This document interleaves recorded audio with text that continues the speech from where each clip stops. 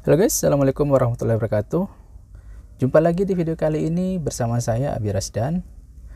Banyak yang menunggu kehadiran Redmi Note 10 ini di pasar Indonesia. Pasalnya dengan harga 2,4 jutaan saja, Redmi Note 10 ini hadir dengan sejumlah peningkatan dari seri sebelumnya, yaitu Redmi Note 9 ataupun fitur-fitur yang lebih unggul di kelas HP 2 jutaan.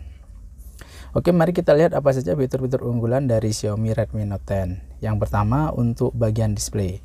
Redmi Note 10 ini ditanamkan teknologi layar AMOLED dan ini seperti menjadi standar baru di kelas HP 2 jutaan. Untuk tingkat kecerahan layarnya mencapai angka 1100 nit dan pastinya ini akan sangat nyaman dipakai pada kondisi siang hari saat matahari terik. Untuk ukuran displaynya sendiri 6,4 inch, lebih tepatnya 6,43 inch dengan rasio layar ke bodi 83,5%. Kemudian untuk resolusinya sudah mencapai 1080 kali 2400 pixel. Dan dengan resolusi sebesar ini kita bisa menonton YouTube di resolusi sampai dengan kualitas 2160 pixel atau kelas Ultra HD. Banyak juga yang meragukan untuk layarnya apakah sebagus AMOLED yang dipakai di kelas 3 jutaan ke atas, karena yang kita tahu layar AMOLED itu di kelas HP 3 jutaan. Oke, mari kita bandingkan. Ini saya ambil contoh Samsung A32 yang kemarin kita review. Secara harga sih ini memang tidak fair, ini selisihnya sekitar 1 jutaan, tapi kita tidak menemukan perbandingan HP dengan layar AMOLED di harga 2 jutaan. Yang ini adalah layar Samsung A32 dan yang ini Redmi Note 10. Kita setting di tingkat kecerahan yang sama dan hasilnya memang sekilas tidak ada perbedaan, tapi secara detail memang layar Samsung A32 ini memang lebih bagus. Ya, kembali lagi ini harga 2 jutaan dan untuk harga segitu ini sudah lebih dari cukup menurut saya. Dan kalau lihat dari kejauhan ini tidak beda-beda jauh lah tingkat kecerahannya ataupun warna dan kejernihannya mirip-mirip lah kalau menurut saya. Silahkan kok tulis di kolom komentar jika ada yang bandingkan ternyata menurut kalian ternyata berbeda atau tidak sama, mungkin Redmi Note 10 lebih bagus ataupun Samsung A32 yang lebih bagus. Oke, lanjut ke bagian bodi dan desain. Untuk desainnya ini tampil lebih bagus daripada seri Redmi Note 9 sebelumnya, dimana perbedaannya posisi kameranya pindah ke bagian samping atas. Dan untuk kamera utamanya dibuat lebih besar di bagian atas. Ini bagian kamera wide-nya lebih besar ya, seperti kamera utama. Yang lainnya adalah kamera pendukung. Di bagian belakang ini bahannya plastik, tapi dibuat mengkilap seperti kaca. Desainnya bagus, meskipun kekurangannya akan gampang nempel sidik jari di bagian belakangnya. Kemudian improvement yang tidak ada di seri sebelumnya ataupun di HP 2 jutaan lainnya sampai saat ini adalah sertifikasi IP53. Dimana sertifikasi IP53 ini dia tahan terhadap dust and splash protection ya. Jadi dia menjamin ketahanan terhadap debu dan percikan air. Ya, meskipun ini tidak bisa dicelup ke dalam air seperti di seri flagship, dan ini sudah lebih cukup dari harga HP 2 jutaan ya. Untuk handle-nya sendiri saat dipegang cukup ringan dengan berat 178,8 gram dan dimensi 160,5 dan lebar 74,5 mm dengan ketebalan 8,3 mm. Ini cukup nyaman dipegang.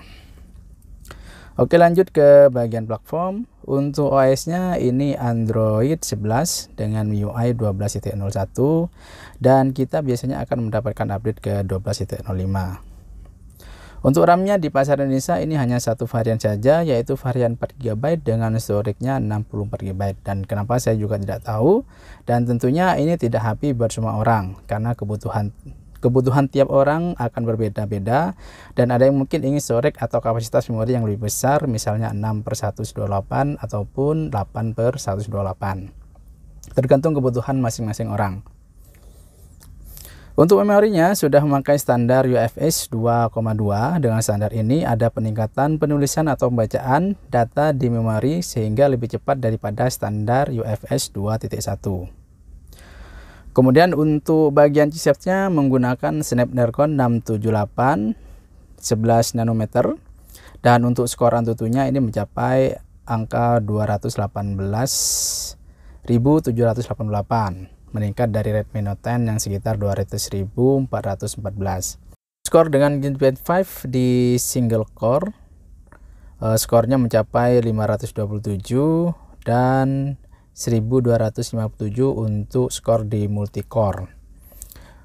Dan untuk performa pemakaian sehari-hari seperti YouTube, kemudian Instagram dan sosial media yang lainnya ini lancar-lancar saja.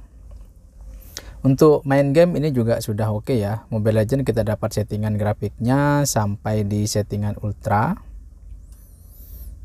Kemudian ini di mainnya juga lancar-lancar saja ya, nggak ada masalah. Kemudian untuk PUBG M kita dapat settingan grafiknya di SD dan frame rate-nya kita dapat di settingan yang high. Kemudian untuk baterainya ini kapasitasnya 5000 mAh dengan pengisian fast charging 30 GB. Untuk kecepatan pengisiannya kita coba dari 0 sampai ke 100 selama 1 jam 14 menit. Untuk daya tahan baterainya saat dipakai untuk memutar video di YouTube selama 7 menit, baterainya berkurang 1% saja. Kalau untuk digunakan main Mobile Legends selama 10 menit, baterai berkurang selama 4%, dan main PUBG M selama 30 menit, baterai berkurang selama 7%. Untuk kamera speknya sama dengan seri Redmi sebelumnya, yaitu kamera utama atau kamera wide-nya sebesar 48 megapiksel, kamera ultrawide 8 megapiksel, kemudian kamera deep-nya 2 megapiksel dan kamera makro 2 megapiksel. Kamera ini bisa melakukan perekaman di video sampai 4K ya di 30 fps. Untuk improvement dari seri sebelumnya, kita bisa melakukan perekaman video sampai 60 fps tapi di resolusi 1080 pixel. Untuk kamera depannya 13 megapiksel dan ini juga bisa melakukan perekaman 1080 di 30 fps. Ini diambil dengan kamera depan dengan resolusi 1080 di 30 fps ya. Suasananya siang hari sangat terik seperti ini. Mana? Bagus. Kemudian untuk kondisi di backlight seperti ini. Oke. Ini direkam dengan kamera belakang untuk resolusi 1080 di 30 fps ya.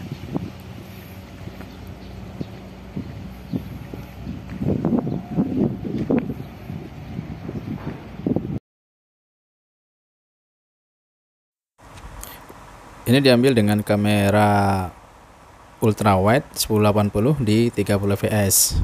Hasilnya seperti ini. Lebih stabil ya daripada yang kamera wide. Untuk kamera wide-nya juga bisa melakukan perekaman di resolusi 1080 pixel dengan 60 fps ya. Hasilnya seperti ini. Tapi tidak terlalu stabil dengan yang di 30 fps ya. Ini agak sedikit goyang. Nah, untuk 4K hasil perekamannya seperti ini. Di sini kestabilannya agak kurang ya, tapi hasil gambarnya lumayan bagus ya. Ini warnanya juga alami ya, nggak terlalu over color gitu, dan lebih detail seperti ini.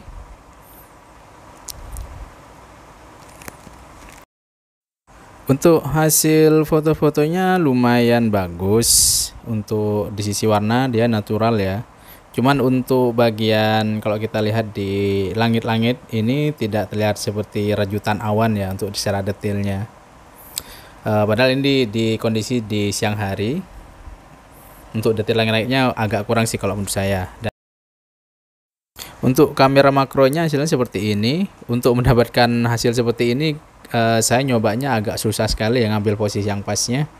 Kemudian untuk portrait bisa dilihat hasilnya seperti ini ya, lumayan lah buat kamera 2 jutaan ya. Untuk foto di malam hari hasilnya seperti ini. Kalau kita bandingkan hasilnya lebih bagus yang tidak pakai night mode ya, karena kalau pakai night mode hasil gambarnya seperti buyar. Dan ini karena kondisinya masih agak-agak terang sih, nggak terlalu minim cahaya banget, maka kalau seperti itu sebaiknya night mode-nya tidak diaktifkan. Oke guys, itu tadi beberapa review dari fitur-fitur dari Redmi Note 10, dan kesimpulannya untuk di harga 2 jutaan HP ini menurut saya recommended. Akan tapi nanti pilihan balik lagi ke Anda semua sebagai end user dari HP ini, dan pendapat saya untuk HP ini cukup worth it ya. Dengan harga 2 jutaan kita sudah dapat layar AMOLED, hadir dengan desain dan bodi yang bagus ya, serta sertifikasi EP53 yang diklaim tahan terhadap debu dan percikan air. Kalau mungkin dicari kekurangannya hanya satu ya, di sini cuma ditawarkan RAM 4 GB dengan storage-nya juga cuma 64 GB. Harusnya dari Xiaomi ada pilihan yang lebih versi seperti 6128 atau 8128. Itu saja, selebihnya hasilnya menurut saya bagus. Oke guys, demikian review kita kali ini.